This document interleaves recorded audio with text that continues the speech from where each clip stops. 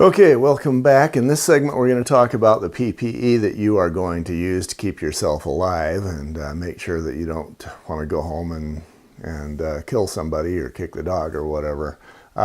In my case, and the reason I mention that is there was a time when I was using chlorine, and even though I thought I was protecting myself, I had all the PPE on that I'm about to give you. But still, it affected my mood to the point that my wife complained long and loud that I was ornery. And yeah, it did affect my marriage until I stopped using that stuff. So we'll go over that a little later. The PPE that you are going to want to use, first off, is a chemical-resistant suit. That is not available at places like Home Depot or Lowe's. You've got to go to a place like Grainger to get that. You can also get it on Amazon, but I like Grainger. They have professionals there who can help you, and if you basically show up and say, I need a chem-resistant suit, you have a guy who is actually into customer service who wants to give you what you need. They take that personally as part of their job of being knowledgeable and helpful, and I just dig going there. So you got the chem-resistant suit. Now, when you go in there, you're going to have to tell them whether you want feet or no feet. Most chem-resistant suits don't come with gloves as part of the system. They're going to basically come with an elastic here or not. You want the elastic. And you probably want the elastic on your feet as well. That's another one of the options. But it is more important that you have the elastic on your wrist. And then they're going to ask if you want something, a hood, to basically go over your face. And you do. And of course, you want the elastic here around your face. So as you zip your suit up, if you've got a full face mask on, there may be a half square inch of exposed skin. You're going to want to minimize that. It's going to be right here on your neck, and that's the one area where it's most difficult to get yourself protected.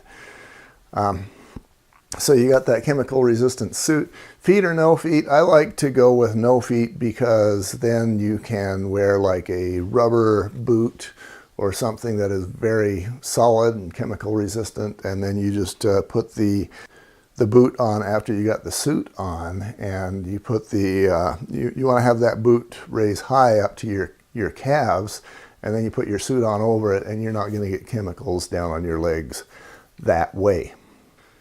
The next thing you're going to want to do is make sure you've got chem gloves, and you want to have them long. You know, sometimes you'll get chemical gloves and they'll come to here on your wrist, and that's not okay. You want to have them come up a ways because you want to have a lot of overlap between your chem suit and your chem gloves.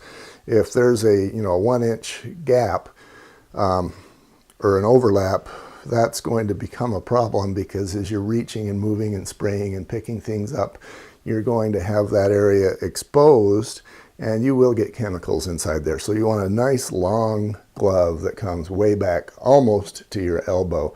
And then your suit is going to, again, be elastic so that it holds tight to your wrist.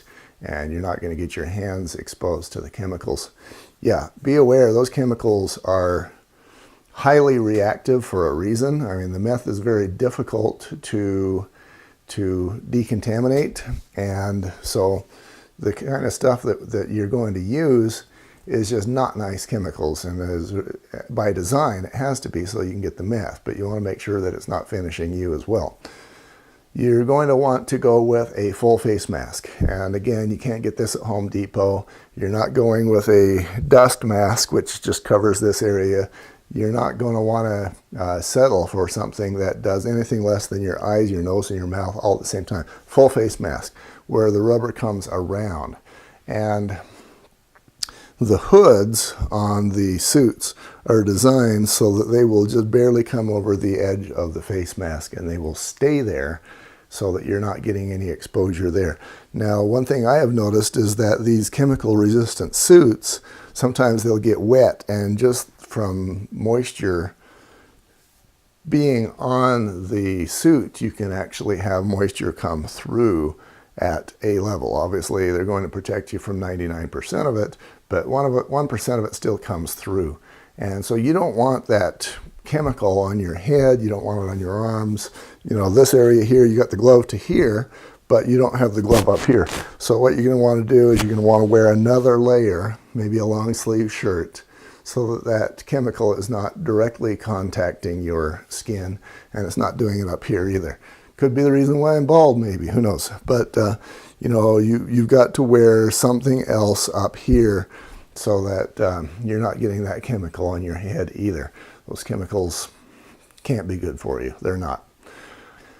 Next thing I would have you be aware of is the chemical cartridges, and those are part of your full face mask. They're going to screw in, and I can't tell you how long they're going to last for you, but just as a word to the wise, once you start to smell your chemical through those cartridges, they're done and you need to replace them immediately. Finally, I mentioned the long sleeve and the Levi's. You know, you don't count on your chem suit to do everything for you, because it's not. You'll want to wear something underneath. And even your gloves, what I like to do is I like to wear a surgeon glove, and then I'll put my chem glove over it, and that just helps a lot. You know, it gives you another layer of protection against whatever crazy thing might be happening, and just makes you feel a little bit more comfortable. Another thing, as you're removing that surgeon glove, you'll want to, and I actually learned this from my daughter, the RN, well, you want to take the first one off by pinching it from the exterior. Now this one's off, and you got to get this one off, but you don't want to get your fingers dirty on a dirty glove. So now you're going to go underneath it and pull it off that way. And you want to respect this chemical. If you get that stuff on you, you will be paying a price. The one that I use is the least hard on the human body, and it's actually pretty effective.